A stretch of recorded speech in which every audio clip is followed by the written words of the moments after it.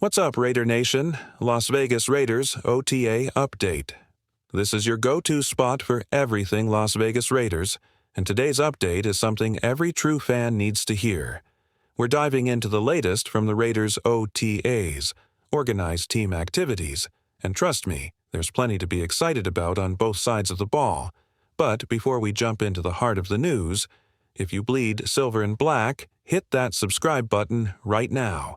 Smash the like button, and don't forget to tap the bell so you never miss a single Raiders update. We've got news coming all season long, and you don't want to miss a beat. Now, let's get into it. Today marks day 1 of the Raiders' official OTA schedule, May 19th. After today's session, the team gets a short break, then picks things back up from May 21st through the 22nd. In total, the Raiders are set for 10 key practice days during this phase. Now, if you're wondering what OTAs actually are, here's the deal. OTAs are voluntary off-season workouts, where the team comes together for drills, practices, and early strategy building. While there's no tackling allowed, this is the time when the foundation of the season is built. It's all about sharpening skills, building chemistry, and setting the tone under the new leadership. No pads, no full contact, but don't underestimate these sessions.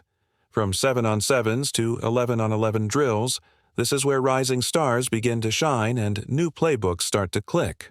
And this year, it feels different. The Raiders have a fresh coaching staff, a new energy, and a mission to rewrite the narrative. This is the time to watch closely. Coming up next, we're spotlighting the key offensive and defensive players that every Raiders fan should keep their eye on. Stick around. It's going to be good.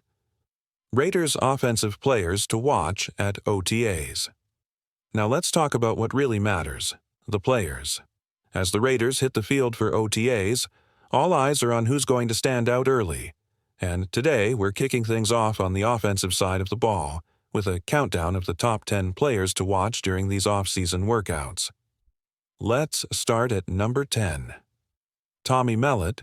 This guy made serious noise at the FCS level, even winning the FCS Heisman. While he may not be the biggest name yet, the Raiders could use him in some creative ways, especially on special teams. It'll be interesting to see where he fits. Coming in at number 9, DJ Glaze. He's expected to compete at right tackle, and while the job might look like it's his to lose, nothing's guaranteed. The coaching staff will be watching him closely to see if he's got the grit and technique to protect the edge in the NFL. Moving forward, the battle in the interior offensive line is heating up. You've got guys like Dylan Parham, Alex Kappa, and Jordan Meredith all fighting for their spot.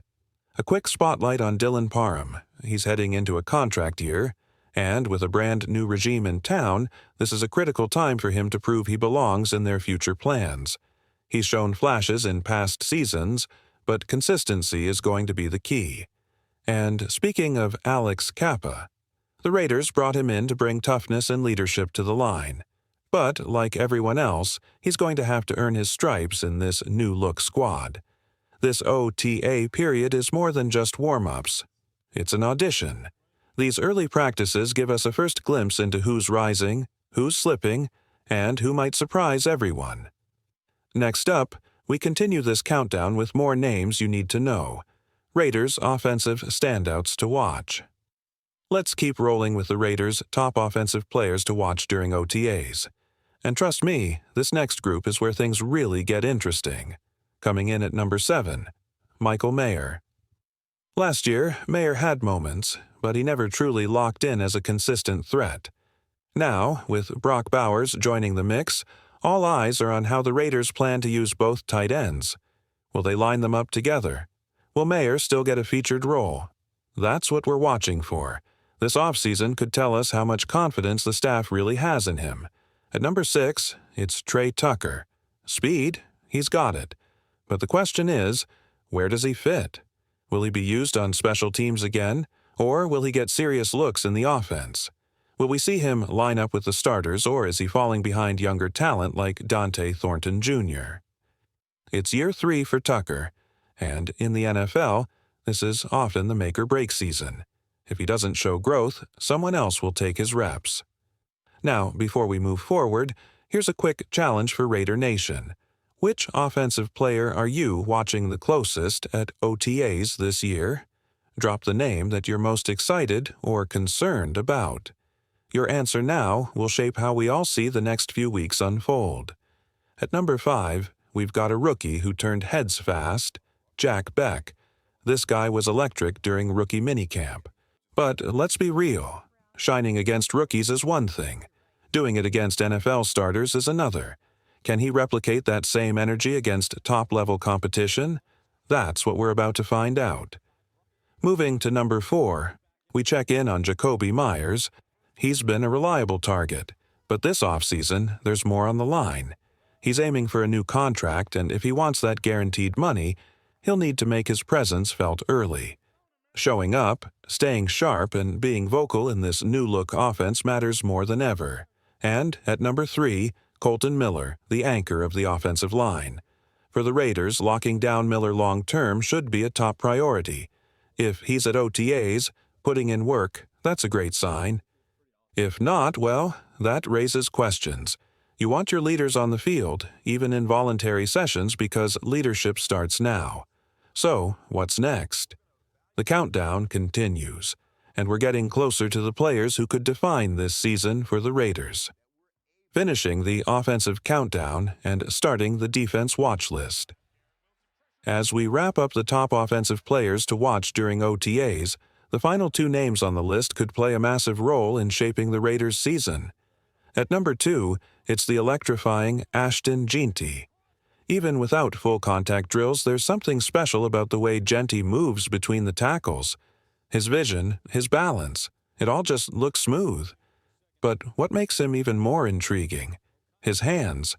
Watching how he works as a receiver out of the backfield could open up a whole new layer for this offense. If he clicks early, the Raiders' run game could be a real weapon. Now, for the number 1 offensive player to watch at OTAs, Geno Smith. Yes, you heard that right. The new QB1 in Vegas brings more than just experience. He brings leadership, calm under pressure, and a chip on his shoulder. This is a quarterback who's had to earn everything, and now he's walking into a Raiders team that's hungry to turn the page. If Geno takes command early, sets the tone, builds chemistry, it'll be the clearest sign that this team is ready to compete from week 1. All right, now let's flip to the other side of the ball, the defense. There are fewer rookies to highlight here, but don't let that fool you. The storylines on this side are just as powerful. Kicking off our defensive countdown at number 10, Darnay Holmes. The big question, is Holmes running with the starters? Because if he's not, we need to know who's taking that nickel spot. Slot corner is one of the toughest positions in the league, and whoever grabs it early could shape how the defense looks all season long. At number 9, it's newly signed safety Jeremy Chinn. The Raiders are expected to get creative with him. Think of that hybrid role. Part safety, part linebacker, all over the field. If used right, Chinn could be the Raiders' version of a Cam Chancellor, flying into the box, crashing into ball carriers, and disrupting passing lanes. We're just getting started on the defensive side, and trust me, it only gets better from here. Defense countdown continues. Linebackers in focus. Let's keep this defensive countdown rolling, because things are heating up fast, especially in the linebacker room. Coming in at number 8 is Jakorian Bennett, and Raider Nation, this guy is ready to shine. He was the best cornerback on the team last season, and now, with no Nate Hobbs and no Jack Jones in the picture, the spotlight is fully on him. If Bennett continues that same jump from year 1 to year 2, now heading into year 3, you might be looking at a legit breakout star in the secondary. Quiet, tough, and relentless, just the kind of player you want anchoring your defense. At number 7, it's the newly signed Devin White. Now, don't let the contract fool you. Sure, it's a low-cost deal, but White is on a mission to prove he's still one of the most explosive linebackers in the league. The Raiders have lacked a true field general at linebacker in recent years, and with Eland and Roberts likely taking the green dot, the communication signal for defensive play calls, all eyes will be on how White fits into this evolving system. And let me tell you, when Roberts speaks, the room listens. His leadership could help White bounce back and bring some much-needed fire to this group. So now that we've looked at offense and defense, here's the key question. Which defensive player are you watching most closely during OTAs? Because the next few names we're going to talk about could make all the difference this year. At number 5, it's Amari Gainer. The Raiders have been shifting pieces around at linebacker, and with names like Gainer and Tommy Eichenberg now in the mix, this room feels wide open. The team has moved on from Amari Burney, which tells you they're trying to tighten the competition. And that's smart, because linebacker remains one of the biggest question marks on the roster. And that brings us to number 4, Tyree Wilson. Let's be real. People are starting to talk. There's buzz coming out of camp. Sources say he's been turning heads, and that's exactly what you want to hear after a rookie season that had some ups and downs. If Wilson starts to figure it out and puts it all together, size, speed, and power, the Raiders' front seven could be terrifying this year. Top 3 Raiders defensive players to watch. Now let's turn up the intensity, because we're down to the top 3 Raiders defenders to watch heading into OTAs, and the stakes couldn't be higher. Coming in at number 3 is Malcolm Koonce, and trust me, his story might be one of the most underappreciated on this roster. Before his injury last year, Koonce was on fire. He had 8 sacks in just 9 games, and it looked like he was finally stepping into the dominant role many in Raider Nation always believed he could fill. The question now is, can he pick up right where he left off? If Koonce and Tyree Wilson both take that next step, we're not just talking about a good pass rush, we could be talking about the best defensive line in the NFL. At number 2, all eyes shift to Decamerion DJ Porter, the physical, high-ceiling cornerback taken in the 3rd round. What makes Porter's development so interesting is the immediate competition he faces. Eric Stokes, Cam Richardson, and Jacorian Bennett are all battling for those top spots. The Raiders coaching staff loves this kid's potential, but will he rise to the challenge when he's lined up across from legit NFL receivers? That's the storyline to watch. And finally, number 1, Christian Wilkins. This is the centerpiece of the Raiders' offseason investment. The team went all in to bring in one of the league's best defensive tackles, not just for his on-field production, but for his leadership and presence in the locker room. There were early concerns about a foot injury, but all signs now point to Wilkins being ready to dominate. If he can command the middle, rally the defense, and set the tone every single snap, there's no question he's wearing the C as a team captain this fall. And if Wilkins delivers like the Raiders believe he will, everything else on this defense becomes easier, especially for that rising group of young pass rushers. Now, before anyone asks, yes, Max Crosby is always on the radar. But here's the truth. Crosby's already elite. We know what Max brings: heart, hustle, chaos. What he needs now is support. And that's why these other names matter. The next step for Crosby's legacy isn't about personal stats, it's about lifting this entire unit to another level.